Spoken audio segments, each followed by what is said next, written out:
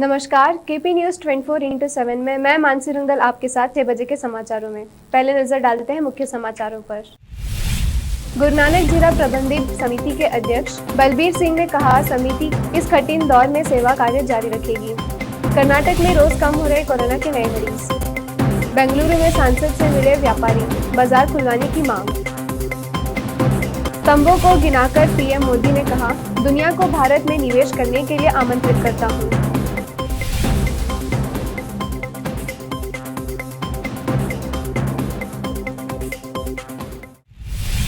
अब देखते हैं समाचार विस्तार से। पहले समाचार स्थानीय। बिदर में रहे गुरु नानक गुरुद्वारा प्रबंधक समिति के अध्यक्ष बलबीर सिंह ने केपी न्यूज चैनल के संवाददाता अमजद पाशा से बात करते हुए कहा कि इस महामारी के कठिन दौर में समिति लोगों की सेवा में जुटी हुई है। आने वाले दिनों में समिति कोविड से प्रभावित लोगों की अधिक सेवा करेगी। आज केपी न्यूज से आए हैं मेरे पास, तो ये कोविड के टाइम पे जो गुरुद्वारा श्री नानक जीरा साहब की तरफ से फ्री लंगर की सेवा गवर्नमेंट हॉस्पिटल को मेन जो सिटी में है और ओल्ड सिटी में भी दोनों जगह लंगर प्रोवाइड कर रहे थे। बाकी जो भी गरीब लोगों को भी लंगर प्रोवाइड कर रहे थे और 24 आवर्स हमारे पास गुरुद्वारे में लंगर चालू रहता है, चल रहा है। उस टाइम पे भी हमने काफ़ी सेवा की है गुरुद्वारे प्रबंधक कमेटी की तरफ से। और कोविड सेंटर के लिए गवर्नमेंट जीरा कन्वेंशन सेंटर वो भी हम उनको दिए, जो कोविड उस टाइम पे बहुत पीक पे था, तो उस टाइम पे भी उनको काफ़ी जीरा सेंटर जो दिए हैं सर कोविड के लिए, कितने बेड्स हैं सर अवेलेबल वहाँ? वो 200 बेड का कोविड सेंटर दिए हैं। और हम गुरु नानक हॉस्पिटल की तरफ से भी कोविड सेंटर चलाए हैं, अलग सेपरेट, जो हमारे हॉस्पिटल से सेपरेट रखे हैं उसको। तो ये भी काफ़ी सेवा हुई है। माजिद बिलाल को एक एम्बुलेंस दी गई है सर आपको? जी, वो हमारे मनप्रीत सिंह जी की तरफ से वो दी गई है उनको एम्बुलेंस। फ्यूचर में और कुछ सेवाएं रहेंगी सर आपको? अब जो भी जैसा भी सिचुएशन रहेगा उस टाइम पे हमेशा गुरुद्वारे की तरफ से हम जो भी हमारे से हो सकता है करते रहेंगे। फूड डिस्ट्रीब्यूशन हुआ है सर गवर्नमेंट हॉस्पिटल? ये अभी करीब 2 महीने चला है हमारा फूड डिस्ट्रीब्यूशन, कंटिन्यूस दिए। रोज 500 के ऊपर पैकेट्स हम देते थे। यानी आपका कहना मोर देन 500 पैकेट्स आपने डेली प्रोवाइड किया है 2 मंथ कंटिन्यू? या ओके।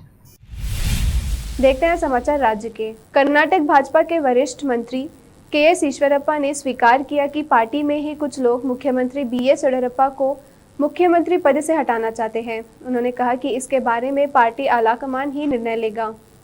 ईश्वरप्पा का यह बयान ऐसे समय में आया है जब भाजपा के राष्ट्रीय महासचिव व कर्नाटक में पार्टी के मामलों के प्रभारी अरुण सिंह बेंगलुरु दौरे पर है और इस दौरान मंत्रियों, विधायकों और पार्टी कार्यकर्ताओं के साथ उनकी बातचीत करने की उम्मीद है। ग्रामीण विकास और पंचायत राज मंत्री ईश्वरप्पा ने कहा कि यह सच है कि कुछ नेताओं ने प्रस्ताव दिया है कि सीएम को बदला जाना चाहिए। कुछ अन्य चाहते हैं कि येडियुरप्पा पद पर बने रहे। कुछ लोग इस मुद्दे पर दिल्ली भी गए।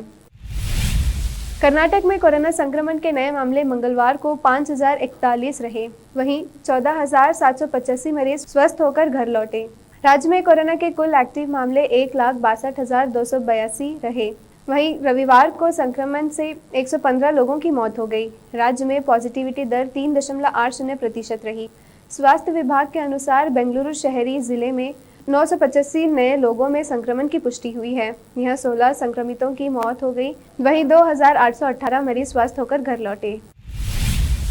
ट्रेड एसोसिएशन के सभी नेताओं ने जयनगर कार्यकाल में बेंगलुरु दक्षिण के सांसद तेजस्वी सूर्या के साथ बैठक की। जायज मांगों को लेकर सभी ने विस्तृत चर्चा की। मुख्यमंत्री से बात करने, बीबीएमपी कमिश्नर को समस्याओं से अवगत कराने, तालाबंदी के उत्पन्न समस्याओं के अंबार से अवगत कराने से लेकर समस्याओं के निराकरण पर सकारात्मक चर्चा हुई। Cloth merchant, electrical, hardware, sports, home appliances association के पदाधिकारियों ने अपने सुझाव रखे, जिसे पूरी गंभीरता से सांसद ने सुना। समाचार देश और दुनिया के।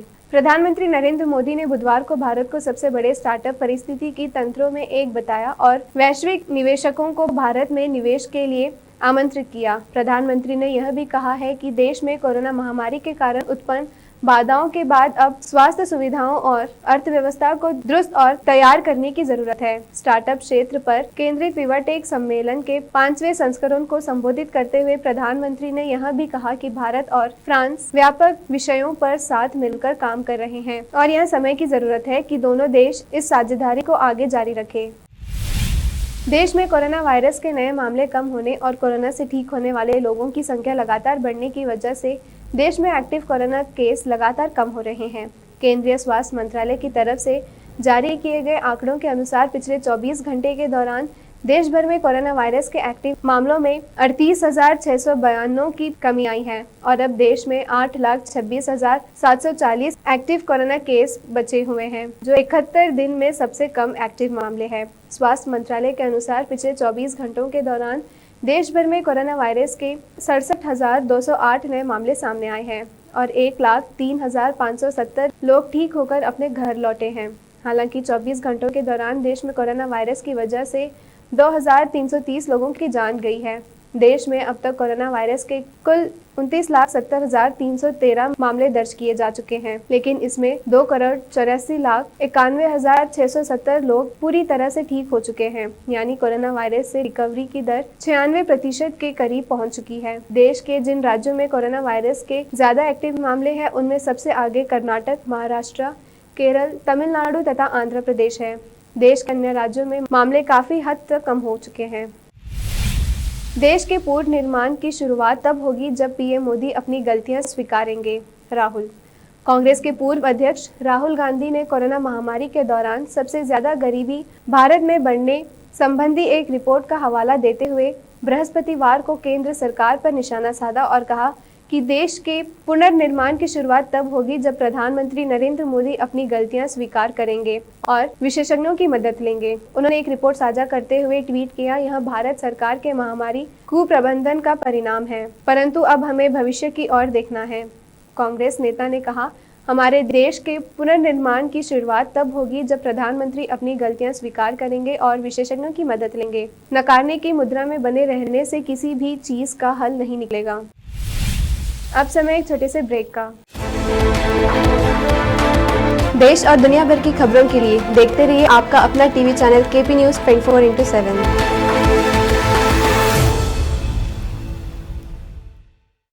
केपी चैनल के निर्देशक और नूर शिक्षण संस्थान के अध्यक्ष मोहम्मद अयाज खान ने एक बार फिर आगे आकर जरूरतमंदों की तरफ मदद का हाथ बढ़ाया। राज्य में अप्रैल माह से लॉकडाउन की स्थिति बनते हुए अब जब संपूर्ण लॉकडाउन किया गया है, ऐसे में रोज काम करने वालों का रोजगार छिन जाने या अन्य कामकाज बंद रहने से परेशान चल रहे लोगों को अयाज खान ने अपनी ओर से मुफ्त राशन किट वितरण किया। अयाज खान मुसीबत के समय लोगों की मदद के लिए आगे आए हैं। वह हमेशा लोगों के कठिन समय में उनकी किसी न किसी प्रकार से बिना किसी भेदभाव से मदद करते आए हैं। बीदर में लॉकडाउन के शुरू होते ही उन्होंने लोगों को संकट का सामना न करना पड़े, इसलिए राशन किट वितरण किया। शहर में विभिन्न क्षेत्रों में राशन किट वितरण कर रहे हैं। इसके अलावा खान साहब के कॉलेज तक पहुंचे जरूरतमंद लोगों को भी किट दिया जा रहा है। अयाज खान का कहना है कि लॉकडाउन के कारण लोगों में परेशानी और डर है, ऐसे में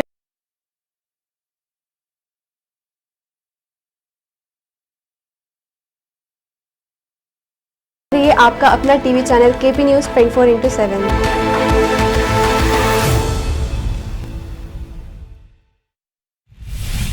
ब्रेक के बाद आप सभी का स्वागत है। देखते हैं आगे के समाचार। भारतीय जनता पार्टी के सांसद साक्षी महाराज ने कहा है कि जो लोग राम मंदिर निर्माण में भ्रष्टाचार के आरोप लगा रहे हैं, वे रसीद दिखाकर अपना चंदा वापस ले लें। उन्होंने बुधवार को यहां संवाददाताओं से कहा कि जो नेता अब आरोप लगा रहे हैं, वे वही हैं जिन्होंने पूर्व में राम भक्तों पर गोलियां चलाई थी। वे बाबरी मस्जिद के पास एक पक्षी को भी नहीं जाने देंगे। उनके दंभ का करारा जवाब दिया गया है और राम जन्मभूमि स्थल पर एक भव्य मंदिर बन रहा है। ऐसे लोगों के पास निराधार आरोप लगाने के अलावा और कुछ नहीं है। साक्षी महाराज ने कहा कि जहां तक चंपत राय की बात है, तो उन्होंने अपना पूरा जीवन भगवान राम को समर्पित कर दिया है। सीबीएसई 12वीं की मूल्यांकन को लेकर सरकार ने अपने फॉर्मूले को सुप्रीम कोर्ट की बेंच के सामने रखा। इस फॉर्मूले के तहत 10वीं के अंकों पर 30% वेटेज, 11वीं के अंकों पर 30% और 12वीं की प्री बोर्ड के अंकों पर 40% वेटेज मिलेगा। 12वीं के नतीजे 31 जुलाई तक घोषित किए जाएंगे। जस्टिस AM खानविलकर और जस्टिस दिनेश महेश्वरी की पीठ को अटॉर्नी जनरल के वेणुगोपाल ने बताया कि मूल्यांकन के फॉर्मूले से असंतुष्ट सीबीएसई छात्रों को 12वीं कक्षा की परीक्षा देने का मौका दिया जाएगा, जो महामारी के हालात में सुधार होने पर कराई जाएगी। शीर्ष न्यायालय ने वेणुगोपाल से सीबीएसई की योजना में विवाद समाधान की व्यवस्था की रूपरेखा पेश करने को कहा, ताकि छात्रों की शिकायतों पर सुनवाई की जा सके। केंद्र ने कहा कि मूल्यांकन के फॉर्मूले से असंतुष्ट सीबीएसई के छात्र 12वीं कक्षा की परीक्षा दे सकते हैं, जो स्थिति के अनुकूल होने पर कराई जाएगी। बहुजन समाज पार्टी की अध्यक्ष मायावती ने समाजवादी पार्टी पर निशाना साधते हुए कहा कि उस पार्टी की हालात इतनी ज्यादा खराब हो गई है कि खुद उनके मुखिया मीडिया में बने रहने के लिए पूर्व विधायकों व कार्यकर्ताओं को पार्टी में शामिल करा रहे हैं। मायावती ने ट्वीट किया, सपा की हालत इतनी ज्यादा खराब हो गई है कि अब एक दिन मीडिया में बने रहने के लिए दूसरी पार्टी से निष्कासित व अपने क्षेत्र में प्रभावहीन हो चुके पूर्व विधायकों व छोटे छोटे कार्यकर्ताओं आदि तक को भी सपा मुखिया को खुद पार्टी में शामिल करना पड़ रहा है। उन्होंने कहा, ऐसा लगता है कि सपा मुखिया को अब अपने स्थानीय नेताओं पर भरोसा नहीं रहा है, जबकि बसपा के नेता अन्य पार्टियों के साथ साथ खासकर सपा के ऐसे लोगों की पूरी छानबीन करके केवल सही लोगों को पार्टी में शामिल करते हैं।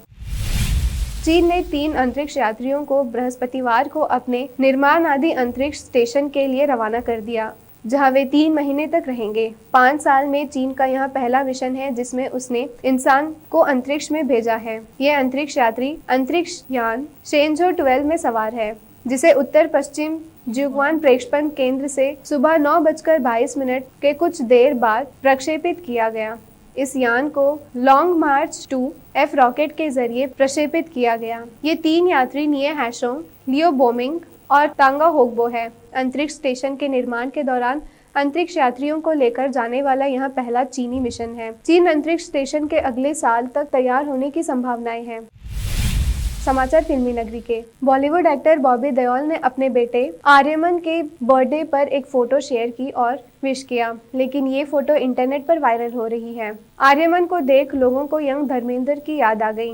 वहीं किसी ने लिखा कि वे टॉम क्रूज की तरह दिख रहे हैं। बॉबी देओल ने बेटे आर्यमन की फोटो शेयर की और कैप्शन में लिखा, happy birthday my angel, blessed. इस पोस्ट पर धर्मेंद्र ने कमेंट किया, happy birthday Aryaman, love you, जीते रहो। वहीं ट्विंकल खन्ना और साकिब सलीम सहित कई स्टार्स ने भी कमेंट किया है। अंत में समाचार खेल जगत से। भारतीय महिला क्रिकेट टीम की स्पिनर स्नेहा राणा ने अपने पहले टेस्ट में शानदार प्रदर्शन अपने दिवंगत पिता को समर्पित किया है। इंग्लैंड के खिलाफ टेस्ट के लिए राणा का भारतीय टीम में चयन होने से कुछ दिन पहले ही उनके पिता का निधन हो गया था। राणा ने पहले दिन 77 रन देकर 3 विकेट लिए और भारत को मैच में लौटाने में अहम भूमिका निभाई। पहले दिन के खेल के बाद उन्होंने प्रेस कॉन्फ्रेंस में कहा, कुछ महीने पहले मेरे पिता का निधन हो गया था। टीम की घोषणा होने से कुछ दिन पहले मैंने उन्हें खो दिया। यह काफी कठिन था और भावुक भी, क्योंकि वह मुझे भारत के लिए खेलते देखना चाहते थे। फिर एक नजर डालते हैं मुख्य समाचारों पर। गुरु नानक जीरा प्रबंधित समिति के अध्यक्ष बलबीर सिंह ने कहा, समिति इस कठिन दौर में सेवा कार्य जारी रखेगी। कर्नाटक में रोज कम हो रहे कोरोना के नए मरीज। बेंगलुरु में सांसद से मिले व्यापारी, बाजार खुलवाने की मांग। स्तंभों को गिनाकर पीएम मोदी ने कहा, दुनिया को भारत में निवेश करने के लिए आमंत्रित करता हूं।